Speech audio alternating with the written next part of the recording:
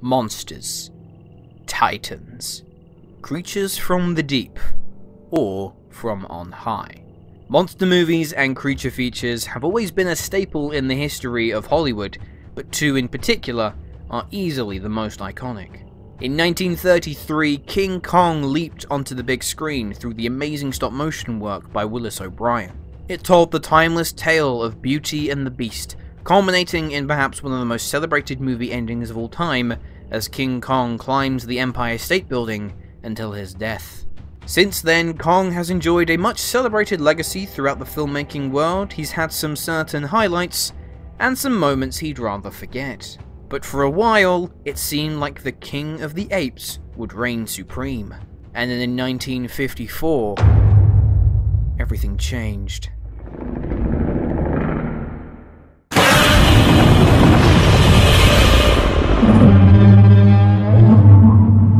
Godzilla, King of the Monsters. Initially created by Japanese studio Toho, Godzilla began his legacy as a response to the nuclear attacks on Hiroshima and Nagasaki, a looming threat born from the radiation and fire that would then terrorize the residents of local communities. Now, Godzilla has had his fair share of films he'd rather forget too, and for a while was infamous for the fact that it was just a man in a rubber dinosaur suit. But in recent years, Hollywood has transformed Godzilla into a box office draw with blockbuster potential. And it was in 2014 when Gareth Edwards breathed new life into everyone's favourite radioactive lizard, the first stone was cast into launching a brand new shared universe for monsters to thrive, including Kong.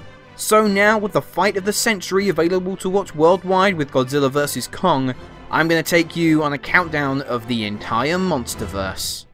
Also, before we get underway, this video will include some mild plot spoilers about these films, so if you are yet to see them and don't want to know anything, feel free to check out some of my other videos, and be sure to come on back once you're ready.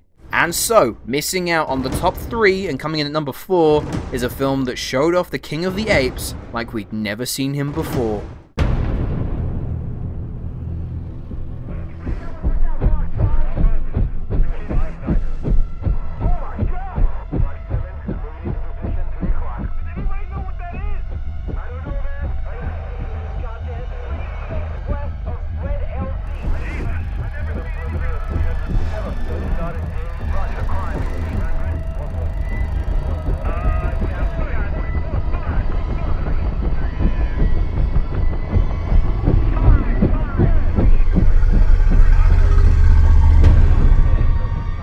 Even though it arrives last on my list, that's not to suggest that Kong Skull Island is a film I dislike. Up until this point, Kong's time had been somewhat repetitive in Hollywood, with most of his films telling the exact same story. But director Jordan Vogt-Roberts did not have that intention whatsoever.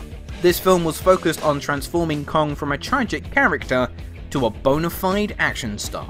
And from the moment we arrive on Skull Island and Kong decides to smash some helicopters into a million pieces, audiences knew that this wasn't your granddaddy's Kong. Roberts and his screenwriters chose to set the film during the final years of the Vietnam War, with the majority of the human characters being soldiers redirected from the front lines. And the main reason for placing Kong Skull Island in last place is because of the humans. Now, you'll hear me say this a lot over the course of the video, but the human characters in this film are dreadful. However, my viewpoint on each of the films ultimately depends on how that film chooses to focus its attention. For Kong Skull Island, the lackluster treatment of the characters is too considerable to ignore, especially when they dominate the majority of the screen time. The opening act before reaching Skull Island is a chore to sit through. Horrendous exposition dumps, cringe-worthy character introductions, and also, for those with a keen ear, some god-awful ADR. Now, the only two humans that are given any sort of depth are Samuel L. Jackson as a general unable to let go of his need for war, and John C. Reilly as a World War II vet who crash-landed on the island over 30 years prior. Everyone else is surface-level, uninteresting, and bland archetypes whose main purpose is to merely exist and fill enough time before Kong can rock up and smash some shit. Unfortunately for the film, those moments with Kong do feel somewhat sparse. There's certainly a neat exploration of the island itself and other monsters that do make for some entertaining set pieces, but they all pale in comparison whenever Kong steps into frame.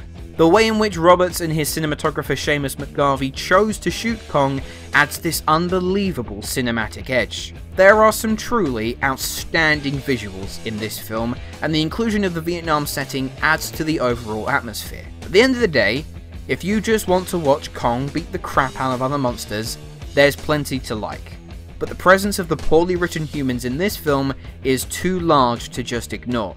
Earning the bronze medal is arguably a landmark in blockbuster history, pitting two legendary icons of cinema against each other in the mother of all grudge matches.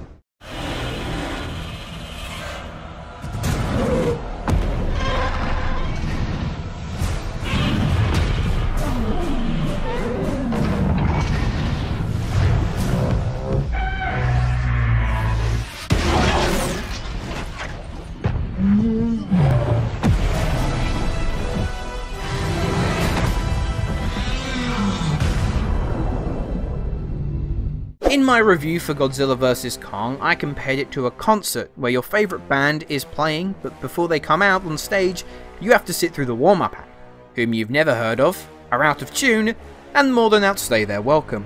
But when the main attraction finally steps on stage, all of that goes out the window, and you are loving the hell out of it. Similar to Skull Island, the human characters in this film overpopulate the overall runtime, predominantly taking up the first 40 minutes until Godzilla and Kong finally come face to face. And the writing for them is still dull as dishwater. For the life of me, I don't think I can name any of them. They don't add a great deal, and they do bog the movie down as you sit twiddling your thumbs waiting for the main duo to go at it.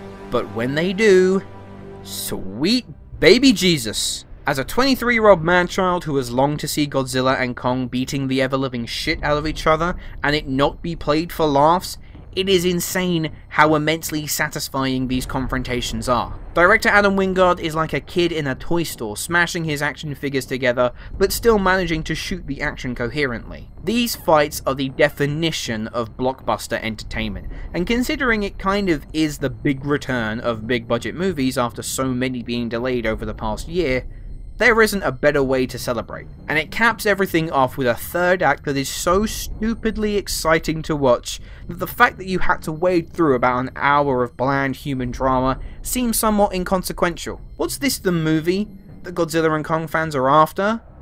Perhaps, but I think the better question would be, is this the confrontation Godzilla and Kong fans are after? To which I would say, hell f***ing yes it is. Coming in at number 2 and just missing out on the top spot is Godzilla's reintroduction into the Western world.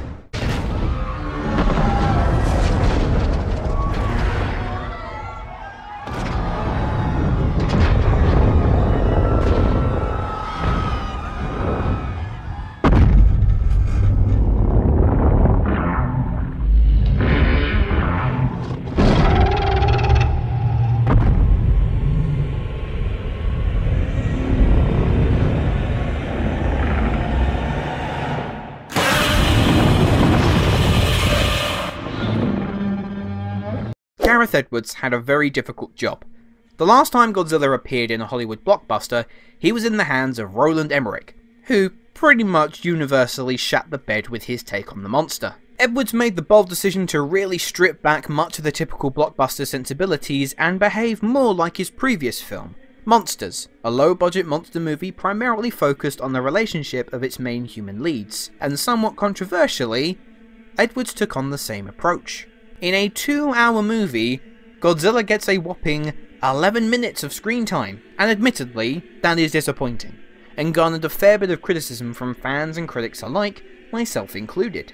But the scenes featuring Godzilla are outstanding. The best thing Edwards does in this film is show off the size of these monsters. He chose to shoot a lot of the film from either ground level or the point of view of the humans, and the purpose is to get across the scale and enormity of Godzilla and the Mutos. Scenes such as the emergence of the first Muto from the base in Japan, the arrival of Godzilla at the airport in Hawaii, and the final fight in San Francisco, cinematically, I don't think I've ever seen a monster movie like this. And it also features some of my favourite visuals in this entire universe. That Halo jump scene is golden. You literally believe that these soldiers are descending into hell. The humans themselves, yeah, it ain't amazing.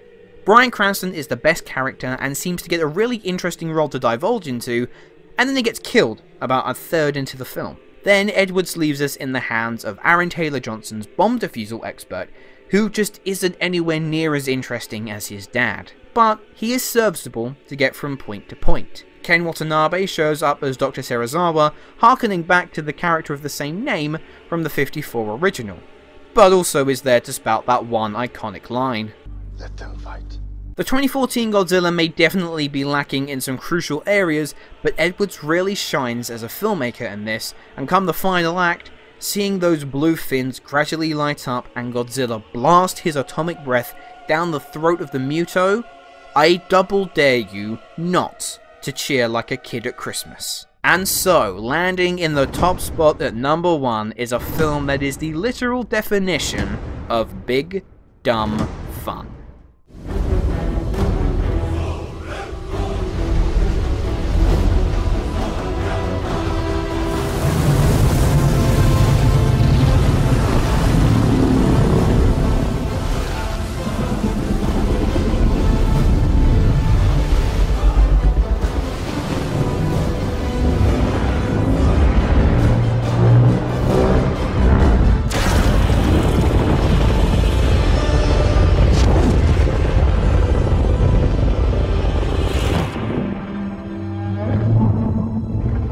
The biggest criticism of 2014's Godzilla was that, well, it didn't really feature that much of Godzilla, and even when it did, we would cut away just as the action seemed to be getting juicy. Director Mike Dougherty and Legendary Pictures clearly listened to those comments and decided that the focus of this film would be, quite rightly, placed squarely onto Godzilla and the Titans. There are humans present, they do play a part in the story, and it's tripe.